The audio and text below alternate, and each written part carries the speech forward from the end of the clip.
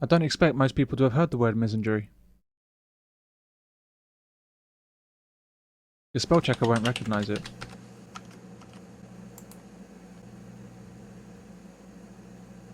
The word misogyny, on the other hand, is very well known. Misandry does exist, however, and is there to be seen in media output, in the workplace, in education, in fact, in most areas of life in the Western world. Misandry tells us that men do very bad things, and they do them all the time. They rape women, they molest children, they beat their wives, they sexually harass their colleagues, they're deadbeat dads, they start wars, they can't communicate, they're controlling, they smell, they're hairy, and they don't wash. So who are these men that the media keeps informing me about? I heard they kidnap little children and drink their blood from little plastic cups that they make themselves from detergent bottles. Real live men are nothing like the depiction routinely broadcast on our televisions day after day. I mean, let's be clear here, when I'm at the cash point, I'm looking over my shoulder for men, not women. But the fact remains that the bad that men do pales in comparison with the greatness of men. When you look at the role of men at all levels of society, from leaders to street cleaners, men are fantastic examples of humanity.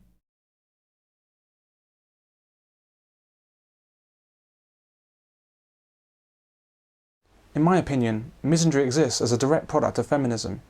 The hatred of men serves a purpose for government, charities, and large-scale businesses. The endless prevalence of anti-male propaganda serves a dual purpose. It's done primarily to turn women against men.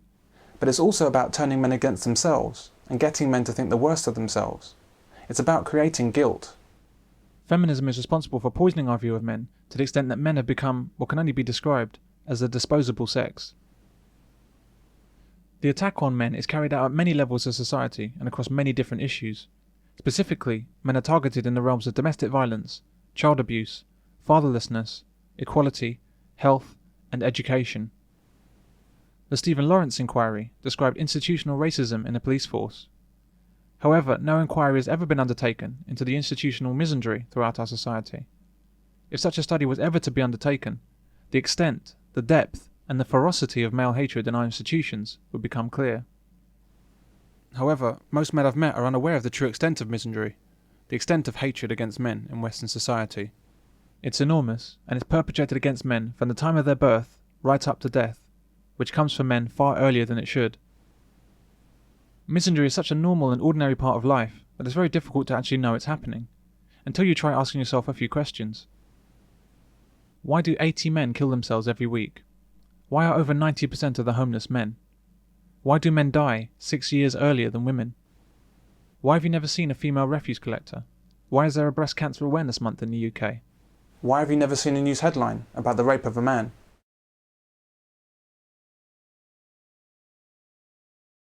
Could men become illegal? Misandry is way too big to appreciate until we take a step back. The first thing to understand is that in our society, men don't actually exist.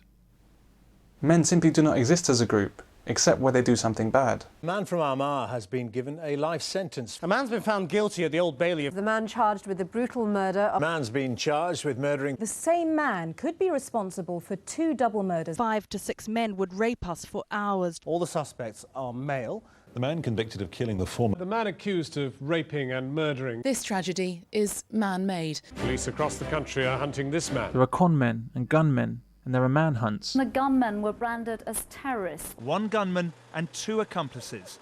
But when men do good things or brave things, as they overwhelmingly do day in, day out, or when men are the victims of tragedies, then suddenly the word men disappears into some kind of unmentionable abyss. A Canadian submarine with 57 on board drifts in heavy seas. Royal Navy and RAF assets. Just tell us about the number of people on board. There's 57 crew. There was 9 personnel who reported smoke inhalation. 2 of concern, but none of them require a medevac from the submarine. To reach 13 coal miners who were trapped after an explosion in West Virginia. We believe the individuals might be located. People die on roadworks simply because they're trying to mend our roads and make them better for us.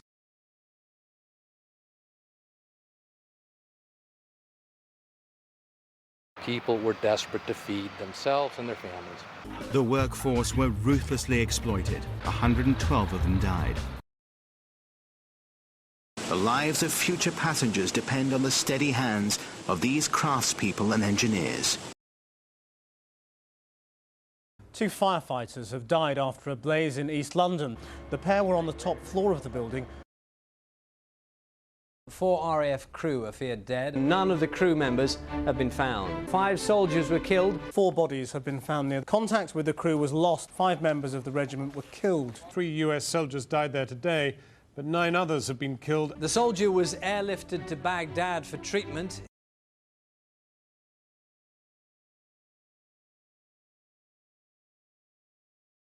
When Iraqi fighting men are killed, they're insurgents. They say they've killed hundreds of the insurgents in fighting like this.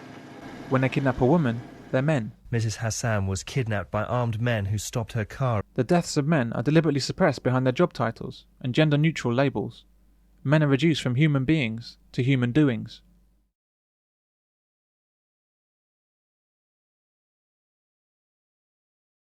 Women, however, certainly do exist, especially when something bad happens. Indeed, tragedies are somehow more tragic when women are affected. 3 students and a female officer among the dead. Many of those who died were passers-by, including 7 women. Hundreds of thousands, mostly women and children, are living in camps with little food and clean water. Hospital officials said women and children are among the dead. BBC has evidence of police attacking women and children. An entire trench was filled with women and children. Mostly women and children. At the roadside, we saw women and children. They're being forced to flee.